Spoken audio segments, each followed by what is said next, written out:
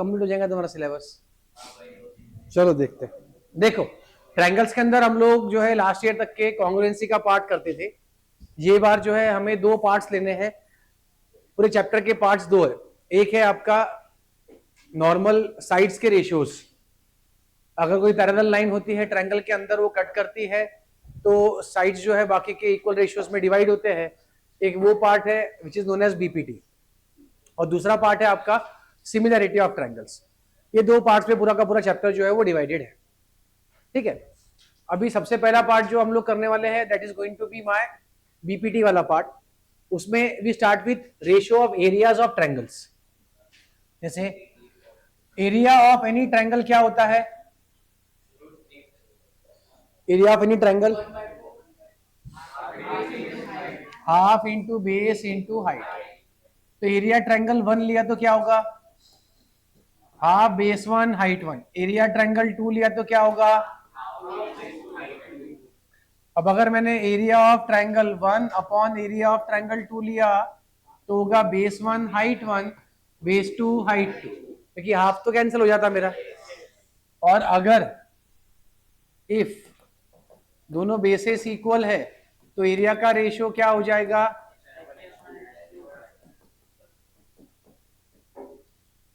और दोनों अगर हाइट सेम है तो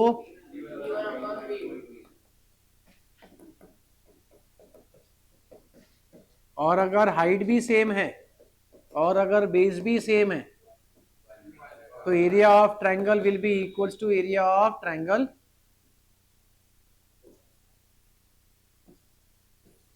और रेशियो लेंगे तो रेशियो विल बी 1:1 और 1, बराबर। अब हाइट सेम होने के लिए आप डायरेक्ट वैल्यू ले सकते हो, या फिर कोई केस लेना है तो कोई भी दो पैरेलल लाइंस कभी होती है, अगर हम देखें अगर कि ये दो लाइन है पैरेलल, अब यहाँ की हाइट, यहाँ की हाइट, यहाँ की हाइट, यहाँ की हाइट, कोई भी जगह की हाइट जो है वो क्या रहेगी? क्योंकि वो दोनों लाइंस कहीं मिल ही नहीं रहे तो उनके बीच का डिस्टेंस जो है वो हमेशा क्या रहेगा? इक्वल ही रहेगा, बराबर। लिखो एक मंथ की निकालनी है कि फिक्स वाली निकालनी है? 12th वाला है।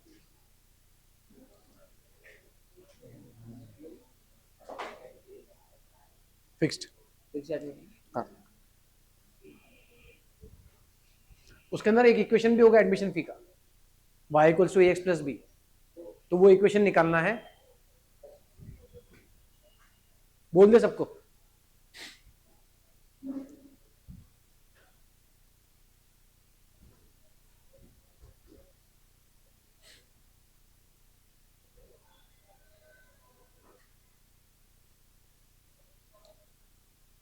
बीपीटी का जो प्रूफ भी है वो हम लोग इसी से करने वाले हैं, यूजिंग एरिया ऑफ ट्रायंगल्स का रेशियो।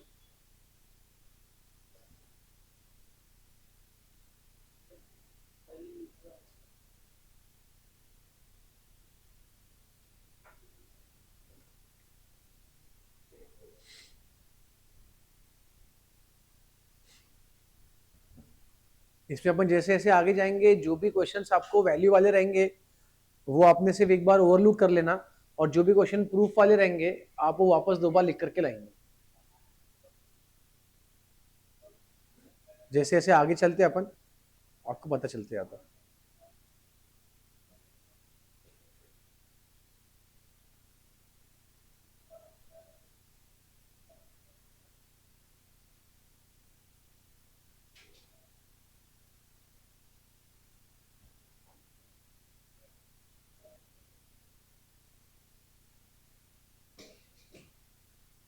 चले आगे। अभी बीपीटी क्या बताता है तो हम लोग इसी का इस्तेमाल करने वाले हैं, है ना? Done everyone? चलो, बेसिक प्रोपोर्शनलिटी थ्योरम ये बताता है हमें कि अगर एक हमारे पास ट्रायंगल है ए बी और सी, और एक लाइन आप पैरेलल निकालते हो बीसी को by the name D N E, D E is parallel to B C. अगर ये दिया है, अगर हमारे पास B parallel to D C है तो A D upon D B will be equals to A E upon A C. ये है हमारा बीपीटी। बेसिक प्रोपोर्शनैलिटी, या फिर एक और नाम है इसका थेल्स थ्योरम। ये दोनों के नाम से जो है इसको पूछा जाता है। आपको अगर अभी टर्म में ये चैप्टर है तो ये आपका एक कंफर्म क्वेश्चन 3 मार्क का, या फिर 5 मार्क के क्वेश्चन में एक सब क्वेश्चन ये और इसके साथ कोई दूसरा सब क्वेश्चन। कॉन्वर्स नहीं आता, कॉन्वर्स प्रूविंग के लिए हमें है नहीं, ठीक है। पहले था, अब सिलेबस से रिड्यूस हो चुका है। कॉन्वर्स जो है वो यूज करके क्वेश्चंस को प्रूव करना है, कॉन्वर्स डायरेक्ट प्रूविंग के लिए नहीं है। पूरे के पूरे सिलेबस में आपको 3 ही प्रूफ है। एक्चुअली देखिए तो 4 है बट 3 मेन है। एक है आपका रूट वाला प्रूफ, फिर ये आपका ट्रायंगल के अंदर एक, और सर्कल में 2। तो ऐसे सिर्फ 4 ही थ्योरम्स है, तो 4 में से एक तो डेफिनेटली आता ही, 2 भी आ सकते है ना। एक रूट वाला तो कंफर्म क्वेश्चन होता है, उसके अलावा कोई ना कोई ज्योमेट्री का थ्योरम का प्रूफ। अब ये प्रूफ कैसे करेंगे अपन, देखो we will start with writing given conditions क्या क्या है हमारे पास। डी एंड ई गिवन है हमारे पास कि D E is parallel to B C, और टू प्रूव है हमारे पास A D upon D B is equals to A E upon E C. इसमें आप करेंगे construction, draw D M perpendicular to A C and E N perpendicular to A B, और उसके अलावा है join D C and B E. अब perpendiculars बनाता हूं मैं 2,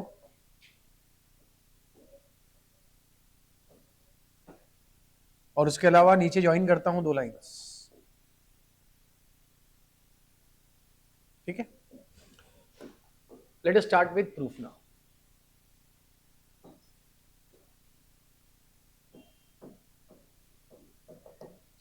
अभी आप देखो, प्रूफ जब हम लोग स्टार्ट करते हैं इसका, अभी तक हमें सिर्फ और सिर्फ एरिया के बारे में पता है, एरिया के अलावा किसी के बारे में पता है नहीं। इसलिए हमने क्या करा, परपेंडिकुलर बना लिया। क्यों? क्योंकि बेस तो मैं कोई भी ले लूं, बट हाइट परपेंडिकुलर के बिना मैं ले नहीं पाऊंगा, इसलिए मैंने वो लिया। अभी अपन क्या करेंगे, एक लेफ्ट हैंड साइड एक राइट हैंड साइड ट्रायंगल्स के कुछ 2 पार्ट्स देखेंगे। कैसे? देखो, ये हमारे पास में 2 ट्रायंगल्स है, एक ये ट्रायंगल है ए डी, और अब इसमें जो है अगर मैंने ए डी बेस लिया तो हाइट क्या बनेगा, हाइट क्या बनेगा, ई एन, हाइट बनेगा ई एन, ठीक है। अब मुझे बताओ, मैं अगर ये ट्रायंगल नीचे का लेता हूं बी डी ई, ये बी डी ई, अब इसके अंदर मैं अगर बेस लेता हूं बी डी, तो हाइट क्या होगा, वो भी, और वो तो बाहर है। हाँ, ऑब्ट्यूज एंगल ट्रायंगल में एक कोई तो भी हाइट बाहर हो सकता है। तो हमें सिर्फ एक ही बात समझना है, वो ये है, अगर ये बेस है तो हाइट परपेंडिकुलर कहां से, अपोजिट वर्टेक्स। यहां से इस लाइन पे हाइट तो इधर ही आ रहा था, ये अंदर तो आ ही नहीं सकता, तो हाइट तो उसका सेम ही रहेगा। जैसे हमारे पास कोई ऑब्ट्यूज एंगल ट्रायंगल बनता है ऐसा, यहां से परपेंडिकुलर बनाए तो ऐसा बनता है, हाइट उसका बाहर आएगा, बेस ये, हाइट ये, ठीक है। अब अपन लेते हैं एरिया का रेशियो। क्या लेते हैं अपन, एरिया का, ठीक है। इसमें अगर मैं बोलता हूं कि एरिया ऑफ ट्रायंगल हमको पता है half into base into height होता है, बराबर, ठीक है। तो मैं अगर बोलता हूं area of triangle A D E upon area of triangle B D E, ये क्या होगा, हाफ इंटू बेस लेता हूं मैं ए डी, और हाइट हो गया नीचे हाफ इंटू बेस है बी डी इंटू हाइट है वापस ई एन। अगर देखे तो अपना दोनों हाफ हाफ कैंसिल हो जाता, साथ ही साथ ई एन और ई एन भी कैंसिल होता। क्या रेशियो मिला, A D upon B D, B D या डी बी जो भी बोलना है आप बोल दो, कोई उससे फर्क तो पड़ने वाला है नहीं, ठीक है। ये ऊपर है area of triangle A D E upon area of triangle B D E, ये हो गया हमारा इक्वेशन नंबर। अब ऐसा ही हम लोग वो साइड के 2 ट्रायंगल को देखेंगे।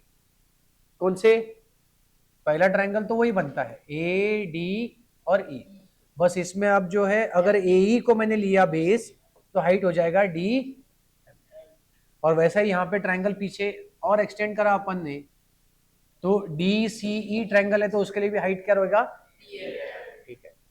तो मैं बोलता हूं area of triangle A D E upon area of triangle DCE,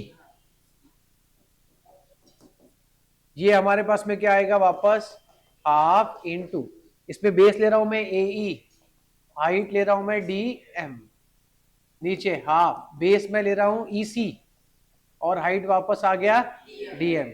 अब इसमें फिर से मेरे पास में कट हो जाएगा, हाफ हाफ DM DM, तो वैल्यू मिलेगा AD upon D, sorry AE upon EC, AE upon EC, वही है वापस area triangle ADE upon area triangle DC, ये हो गया मेरे पास इक्वेशन नंबर। अब 1 और 2 को अगर मैं ध्यान से देखूं तो मेरे पास दोनों भी न्यूमरेटर जो है वो क्या है, न्यूमरेटर मेरे पास क्या है, अगर मैं डिनोमिनेटर सेम कर दूं LHS में, अगर ये न्यूमरेटर और न्यूमरेटर इक्वल हो गया, अगर डिनोमिनेटर और डिनोमिनेटर इक्वल कर दूं, इसका मतलब दोनों LHS क्या हो जाएंगे, इक्वल, तो दोनों RHS क्या हो जाएंगे। आप देखो यही प्रूव करना है, AD upon DB equals to AE upon, यहां तक तो हम लोग आ गए। अब ये जो दो ट्रायंगल्स है हमारे पास में, ये यहां पर आ रहे, कौन से दो ट्रायंगल है वो, DE और ये DE और, बराबर, ठीक है। अब अगर मैं ऐसा बोलूं ये दो ट्रायंगल है, तो इसका बेस क्या हो गया, DE। अगर बेस DE है तो हाइट कहां से लेना पड़ेगा, यहां से हाइट लेना पड़ेगा। अब ये तो लाइंस क्या है, पैरेलल, पैरेलल लाइन से तो हाइट्स क्या रहेंगी, मतलब हाइट भी सेम हो गया, बेस भी सेम हो गया, तो एरिया, यही तो हमको करना था। लिखेंगे कैसे, बस वो देखते अपन। अब हम बोलेंगे कि in triangle DCE and triangle BDE lie on same base DE and within same parallels, therefore heights is same, therefore area of triangle BDE is equals to area of triangle DC, equation number.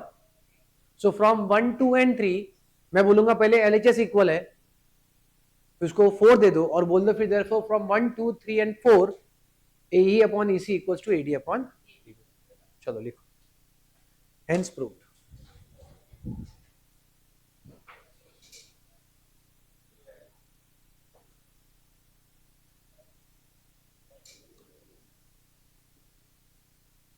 अब आप एक बार text book check कर लेना, आपको अगर पूरा पूरा same दिया है, नाम भी सेम दिया है, तो आप उसको ले सकते हैं, है ना। या अगर आपको नाम थोड़े अलग दिए तो आपने अलग नाम लिए तो भी चल जाएगा।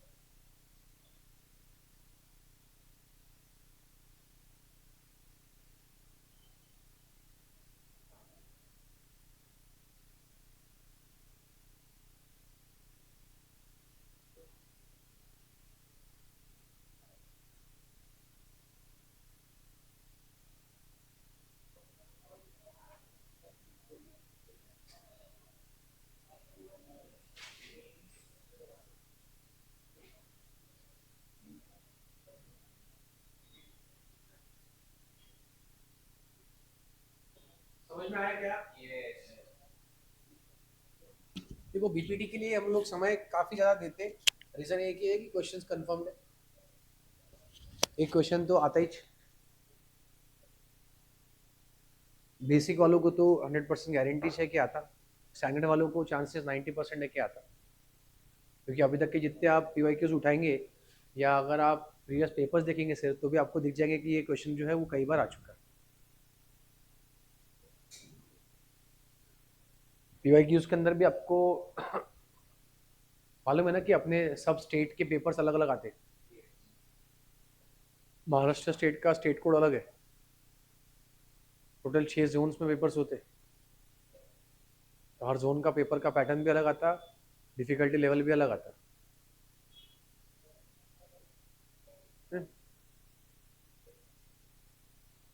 तो अपन ने भी कोई पेपर लिया तो कोई ना कोई जोन में से तो पेपर के क्वेश्चन रिपीट हो ही जाते। आप पीवाईक्यू की कोई किताब दूसरी लेने के लिए जाएंगे तो आप फंस जाएंगे, क्योंकि उसमें से महाराष्ट्र के पेपर जो साउथ जोन वाले हैं उसके पीवाईक्यूज नहीं होंगे, वो सारे होंगे, तो वहाँ पे दिक्कत आती है। ये जो पीवाईक्यूज निकाल के दिए मैंने उसका रीजन ही वो था।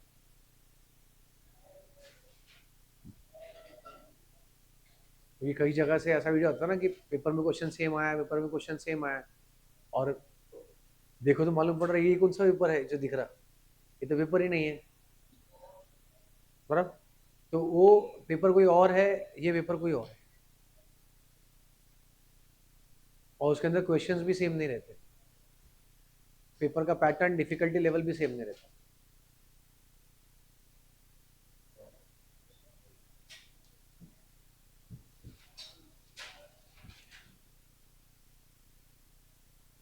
चले आगे, लिख लिया सबने पक्का?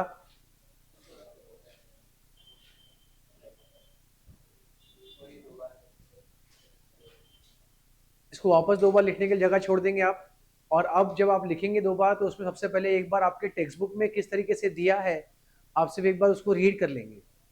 यू विल मेक श्योर कि उसमें जो दिया है अल्फाबेट्स भी जो दिए हैं वो आप यूज कर सकते हैं, अगर तो बहुत ही अच्छा है। रीजन क्या है कि आंसर की जो चेकिंग के लिए जाने वाली है किसी के पास में, वो इसी में से जाएंगी। ये आपका एक स्टैंडर्ड आंसर दिया हुआ है उन्होंने, बराबर। हाँ, लिखने का थोड़ा सा मेथड अपना अलग हो सकता, जैसे उसने एरिया ट्रायंगल दिया तो AR लिखा हुआ है, हम अगर सिर्फ ए और ब्रैकेट लिखते हैं तो कोई दिक्कत नहीं है, इट इज अलाउड, वो ले लेते, कंसिडर कर लेते। स्टेटमेंट्स के अंदर 1-2 स्टेटमेंट्स अगर आप एक्स्ट्रा लिख सकते हैं आप लिख लो, नहीं तो इतना भी लिखा तो अभी चलता। उसमें क्या है ना, उन्होंने गिवन अलग से दिया है, ना टू प्रूव अलग से दिया है, ना ही कंस्ट्रक्शन अलग से दिया है, उन्होंने सबको स्टेटमेंट्स के फॉर्मेट में दिया।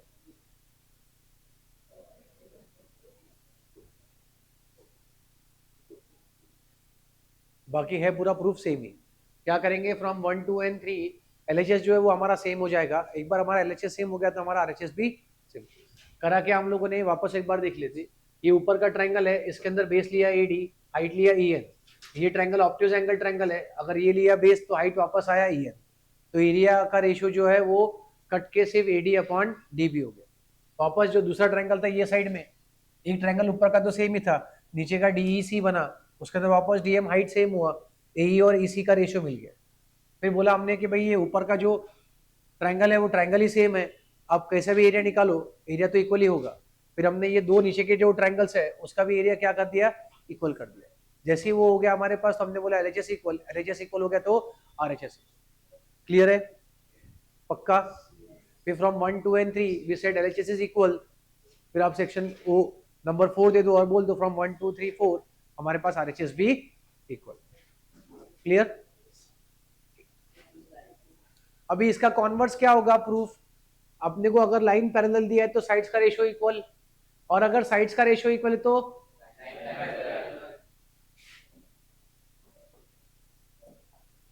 अगर मेरे पास ऐसा कोई दे दे PQR और एक लाइन दिया ऐसा यहाँ पे ST और बोला ये 3 है, ये 6 है, ये 0.3 है, 0.6 है, बताओ कि लाइन पैरेलल होगा या नहीं। तो हम क्या करेंगे, इसमें रेशियो निकालेंगे, PS/SQ 3/6 1 और PT/TR 0.3/0.6 1/2। ratios are equal, therefore lines are parallel. PS/SQ is equals to PT/TR therefore ST is parallel to QR. Reason is converse of BPT. इस टाइप के क्वेश्चंस हमें दिए एक्सरसाइज के अंदर भी, पहले के एक दो क्वेश्चंस जो है वो यही क्वेश्चंस है, ये आप जगह छोड़ दो, प्रैक्टिस करके आप लाके देंगे। करना क्या है, सिर्फ नॉर्मल वैल्यूज चेक करना है आपको। अब ये प्रोटोटाइप लिख लो क्वेश्चन का, किस टाइप का क्वेश्चन है और लिखना कैसे है आपको, वो आप लिख लेंगे। बाद में उस क्वेश्चन की जगह छोड़ दो, आप वो आप सॉल्व करके लेके आओ कल। We will be starting with proof based questions. ठीक है, लिखो।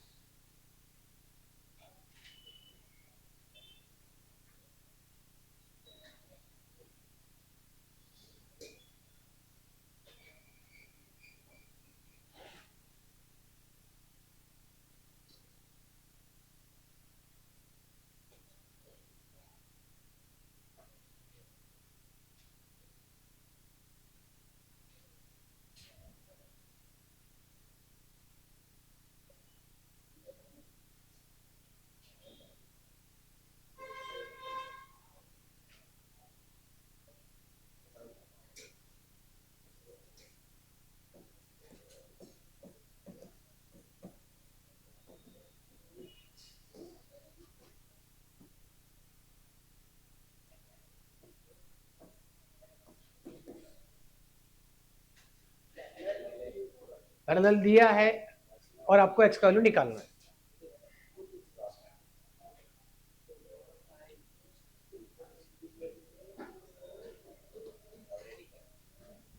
है ना। क्वेश्चन का अगर अच्छा लेवल करना है तो क्या है अपने को, कि आपको ऑलरेडी दिया हुआ है कि line is parallel and now find the value of x. ये लिख लिया सबने यहाँ का, तो करके देंगे एक क्वेश्चन।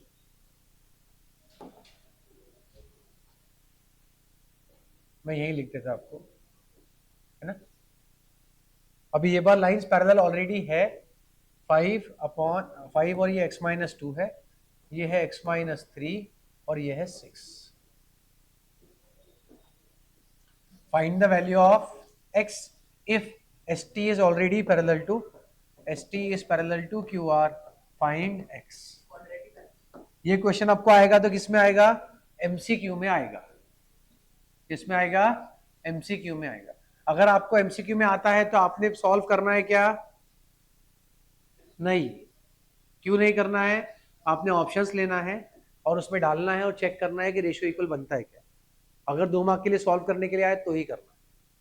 अगर एमसीक्यू गलती से आ जाता है तो आपने क्या करना है, उसको एमसीक्यू में सीधा ऑप्शन लेना एक्स का, डाल के देख लेना है कि trial and error method, substitution and elimination.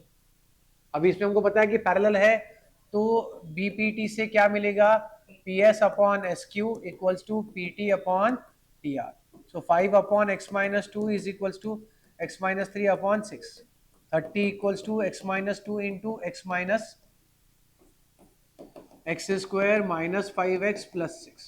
0 equal to x square minus 5x plus 6 minus 30.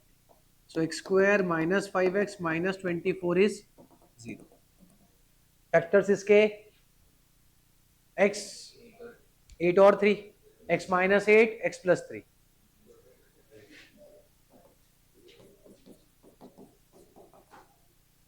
x का वैल्यू या तो 8 या तो x का वैल्यू -3, दोनों डाल के देखेंगे अपन। -3 डाला तो ये तो डिस्टेंस निगेटिव हो जाता, चलेगा नहीं, तो वैल्यू रहेगा सिर्फ 8।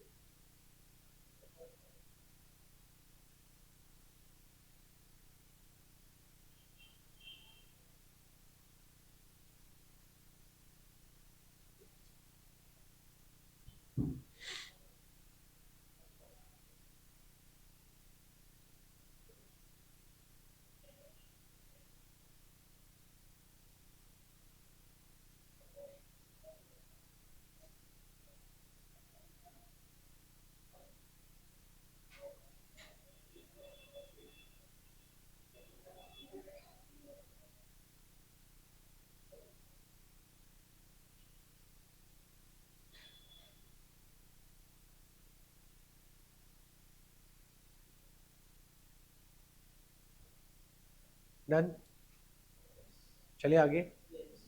ठीक,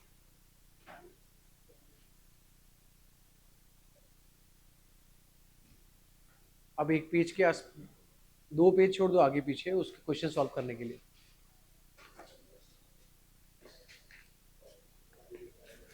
इसके अंदर वी आर स्टार्टिंग विद 6.2। 6.2 में क्वेश्चन नंबर 1 और 2 के लिए आप जगह छोड़ देंगे, ठीक है। We start with question number 4 first. 4, 5, 6 ये पहले करेंगे फिर थर्ड करेंगे। क्वेश्चन नंबर 4 से हमको स्टार्ट करना है।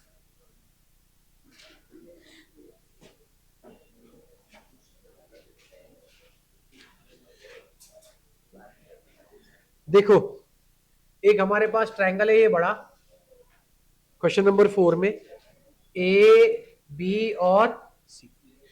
इसमें वो बोल रहे हैं कि DE is parallel to AC. ये जो डीई है ये पैरेलल है एसी को, ये जो डीई है ये पैरेलल है एसी को, ठीक है। और उसके अलावा हमें बताया गया है अभी कि एक डीएफ जो है वो पैरेलल टू एई है। ये है एई और ये है डीएफ। डीएफ जो है वो पैरेलल टू एई है, ठीक है। गिवन लिख लेते हैं हम लोग पहले। गिवन में है हमारे पास DE is parallel to AC and DF is parallel to AE। और टू प्रूव क्या है हमारे पास, BF upon FE equals to BE upon EC। BF upon FE is equals to BE upon EC, ठीक है। प्रूफ। अब जो जो पैरेलल दिया है उस ट्रायंगल में अपन बीपीटी का इस्तेमाल कर लेंगे, बराबर। सबसे पहला पैरेलल कौन सा है, DE is parallel to AC, therefore in triangle ABC BD upon DA। सब लोग ध्यान से देखो, पैरेलल क्या दिया था हमें, अब देखो तो DE और AC पैरेलल दिया है। तो पैरेलल जो दिया है, जो दो साइड्स को कट कर रहे हैं उस दोनों साइड्स को छोड़ के जो वर्टेक्स बच रहा है वहां से शुरू करना है हमेशा बीपी। कई बार क्या होता, आप ऐसा लिखते थे AD अपॉन DB और BE अपॉन EC, वैसा नहीं है, वर्टेक्स पे से शुरू होगा। अगर BD अपॉन DA है तो BE अपॉन EC, और अगर आप ऊपर से आ रहे AD अपॉन DB तो CE अपॉन EB लिखना है, ये ध्यान रखना है ना। तो यहां पे हम क्या बोलेंगे, BD upon DA, BD upon DA will be equals to BE upon EC। Reason क्या है, स्टेटमेंट नंबर। अब आते हैं हमारे पास DF parallel to AE, DF parallel to, अब उस ट्रायंगल में ये वाला जो ट्रायंगल है इसमें DF और AE पैरेलल है, बराबर। आपको और अच्छे से समझना है तो ये इसको अपन इरेज कर दें। ये ट्रायंगल दिख रहा है हमको। अब ये ट्रायंगल के अंदर साफ अपने को दिखता है कि कौन से साइड्स के रेशियो लेने हैं अपने को, ABE। हम बोलेंगे BD upon DA is equals to BF upon FE। Reason is again VPT, statement number। Therefore from 1 and 2, क्योंकि हमारे पास ये दोनों सेम है, LHS सेम है तो RHS भी सेम हो गया। BF upon FE is equals to BE upon EC, hence proved। चलो लिखो।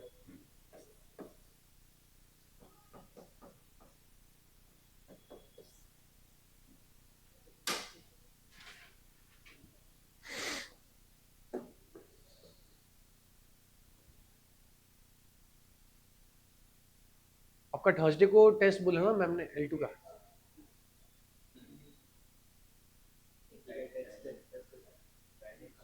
थर्सडे या फ्राइडे जो भी है वो बताएंगे आपको। मेजरली थर्सडे बोल रहे थे मैम, देख। और SST का टेस्ट आपका संडे का अभी नहीं ना, ठीक। तो उसके बाद का संडे जो है आप साइंस के लिए देखो, अगर है तो, नहीं तो फिर मैं मेरा लेता 1 2 3 4 5 6 7, नहीं तो फिर मेरा 23-24 को तो है, 24 है, 23 का थर्ड है, संडे 23 का है ना शायद, तो 23 का ही फिक्स करो, बीच पे आपको गैप मिलता, तैयारी हो जाती। अपना ये हफ्ते में ही कंप्लीट हो जाएगा ट्रायंगल्स। 4 दिन में मैक्सिमम हो जाता। अगर ज़्यादा TYQ के लिए 1-2 लेक्चर्स और लगेंगे शायद, तो ट्यूसडे तक के मैक्सिमम कंप्लीट होता 10 तारीख तक। 10th ऑफ अगस्त से 11th ऑफ अगस्त से भी स्टार्ट विद ट्रिग्नोमेट्री। 20 दिन लगेंगे अपने को ट्रिग्नोमेट्री का एप्लीकेशन कंप्लीट करना। तो 1 सितंबर के पहले पहले अपने 9 चैप्टर्स कंप्लीट हो जाते। हाँ, फिर सितंबर में थोड़ा सा रिलैक्स रखेंगे। पेपर से आपके पहले 15 दिन ऑलमोस्ट सबके, उसके बाद में फिर गणपति बैठेंगे, महालक्ष्मी रहेंगे, कावड़ रहेंगे, जन्माष्टमी रहेंगे, है ना, भंडारे रहेंगे, तो वो थोड़ा सा रिलैक्स मोड चलेंगे। उसके बाद में फिर वापस अपन अक्टूबर के सितंबर एंड से चालू कर देंगे अपन, या मिड सितंबर 20 सितंबर से सिलेबस वापस शुरू करते। 20 सितंबर से तो अक्टूबर एंड तक हो जाता कंप्लीट सिलेबस, क्योंकि आपके statistics, probability, circles, areas related to circles, ये चैप्टर्स बहुत छोटे हैं। सरफेस एरिया वॉल्यूम चैप्टर्स बड़े नहीं है, हार्डली 4-4, 5-5 लेक्चर्स लगते हैं जिसमें हो जाता काम।